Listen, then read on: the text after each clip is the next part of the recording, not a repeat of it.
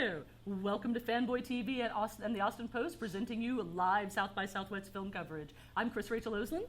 And I'm Gavin Stone with Fanboy TV, and we are joined by, now I keep saying, I want to say Merete Yes. and Christopher from Tiny, a movie about living small. Mm-hmm. So what's the general... Sorry, it's a story about living small. Story But about no big living deal. small. Oh, Sorry to okay. correct you. What's the general idea of this movie? Well, the film is about people who live in tiny houses, which are actually houses about the size of a parking space. Yeah. And it follows Christopher's process of building a tiny house from scratch with no building experience. And then we also traveled around the country and interviewed people who live in these extremely small spaces full time. And just to make it clear for the audience, when you say tiny house, you're not talking about like a 2-bedroom bungalow. What actually defines a tiny house? Most people define them as under 200 square feet. So, and they're usually built on flatbed trailers. They're actually built on wheels. Some people have closets that are bigger than that. Yeah. So how small was your house? So the one that I built is 124 square feet. It's about 19 feet by 7 feet wide. And part of that is sort of dictated by the size of the trailer that people build them on. And just sort of touch on why people build them on trailers, it's because in most counties in the U.S. there's actually a minimum square footage.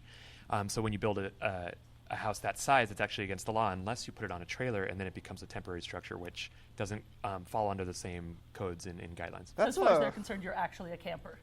Exactly. It falls more as an RV or something. That's a really crazy law. I mean, if you want to build a small house, you should be able to build a small house.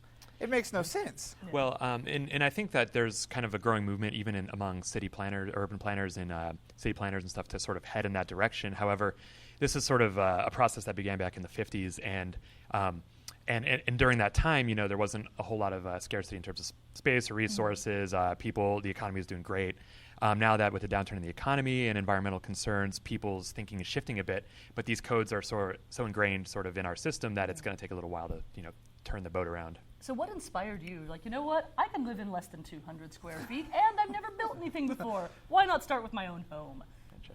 Well, you know, I actually set out to build a house because I always had a dream growing up that I wanted a cabin in the mountains, and I wanted a small, you know, in my view, tastefully sized one, you know, maybe 300-400 square feet, maybe 500. And when I started looking, and I wanted to build it myself. Yeah. When I started looking into it and realized all the regulations and then also the minimum square footage, that wasn't really possible. So for me, this house was always a place that I could come back to. You know, Is it your full-time residence? It's at the moment it's not. It's the only residence I have, but I've actually been traveling around a lot for the film and doing things like that. So it actually sits very nicely up in the mountains, like about 2 hours outside of Denver. So when you see how everyone's wanting bigger and bigger and bigger, where is this tiny movement? Where is it coming from? Where is the need for smaller houses derivative from? Because the idea of living in something the size of my closet doesn't really seem appealing to me. But apparently, I didn't realize it. A lot of people are getting into this. Yeah. Yeah, I mean, I think the fact that you can actually build and own a home outright with no mortgage payment, maybe you know, a small rental fee for the plot of land that you're living on, is really appealing to people. And I think also environmental concerns and just consuming less resources and things like that. And I think also just the idea of quality over quantity and people wanting to focus more on their experiences and their relationships and less on their stuff. And I think that, for me at least, one of the things I've noticed with these tiny houses is they tend to be incredibly efficiently designed. It's not like your closet was like, I don't know, I'm going to hang something in here and there might be some space. That's really well-used spaces in general. Did you have any floor plans in mind when you started, or did you just sort of make it up and hope that you'd figure it out for the best? Well, like you said, there's a very large community of people, and most of them, you know, post blogs about their building process. And so I didn't actually use any plans, although there are plenty of amazing companies out there that have plans. But for me, part of the appeal of doing it myself included designing it myself. And I use the term design loosely because really it was just a few sketches on a notepad and then sort of making it up as it went along, I guess.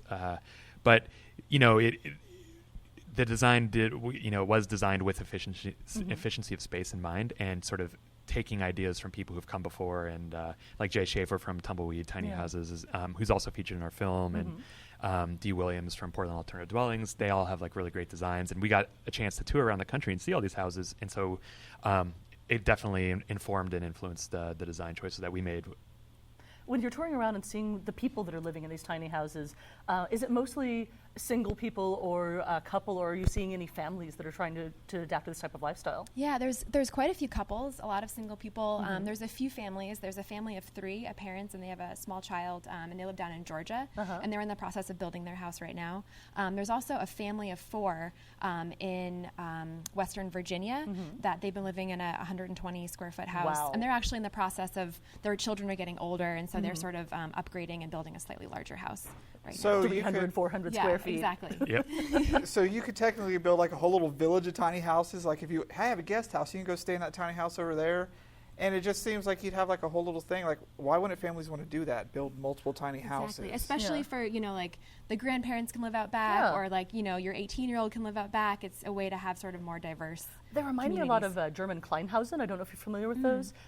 It's German vacation homes they started building after World War II, where they're all literally tiny houses like that, but you just have this whole village of tiny houses that people will go out to.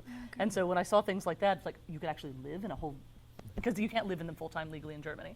Right. And you touched on something. This tiny houses aren't particularly a new thing. They're actually, it's sort of returning to an idea that was very popular in America.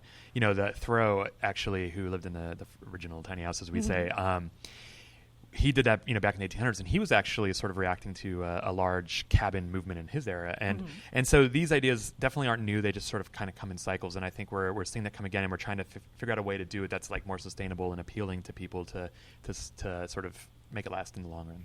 You touched on earlier with the mortgage issue. About how much did it cost you to build your tiny house?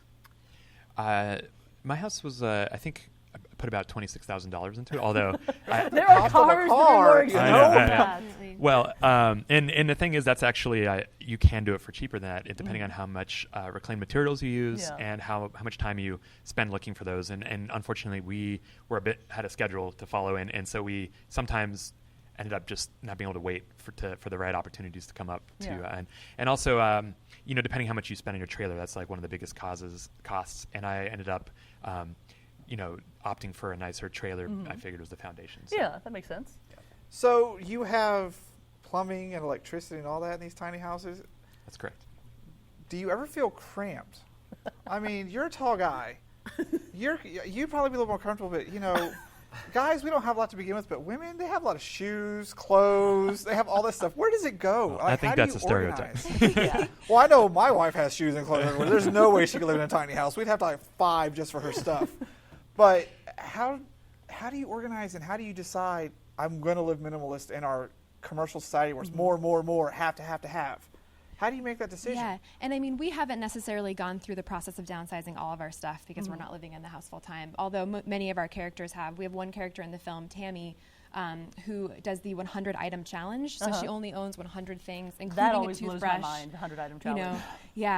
But I think in these small spaces, people live a lot of their lives outside. Yes. And so, things kind of spill outside. And I think also just really efficient design, like using vertical space, having closet space that goes up the wall, things like that. And then you have to pare down, kind of maybe you get rid of something before you get something new, that type of thing. Yeah, and I'd also say that, part of it is using the facilities that are out in the community. Like, instead of owning a bunch of books, you go to the library, things like that. You really start to sort of export the functions of the home that used to be important. So we're almost out of time, but really quick. So you see the size of the studio. How big is your house? How many of your houses could we fit in here? In here, I bet you could fit at least 6. Wow. I am floored because that is tiny. And I'm thinking this studio is small, but you could fit 6 in here. Yep, it's smaller than this area back here, definitely. Yeah. So. Wow. Yeah. Well, I'm impressed you guys can do that. That's something I don't think I could ever do unless it was just the most awesome tiny house ever. Maybe they are. You have to see them. The last thing to say is that anybody can do this, and many people have. It's just a matter of sort of redefining what's important to you and sort of just taking the first step. Awesome. Well, thank you guys so much for making it out. Yeah. Thank you. It was a good deal of fun, and I hope you have a great time in the mountains. It sounds very picturesque, and I agree with being outside. You'll have more time to be outside. If I can say, we are actually having a tiny house on display today in Austin in front of the Long Center for the Performing Arts from 2 to 5 p.m. So go if you're visit curious, the tiny house. Yeah.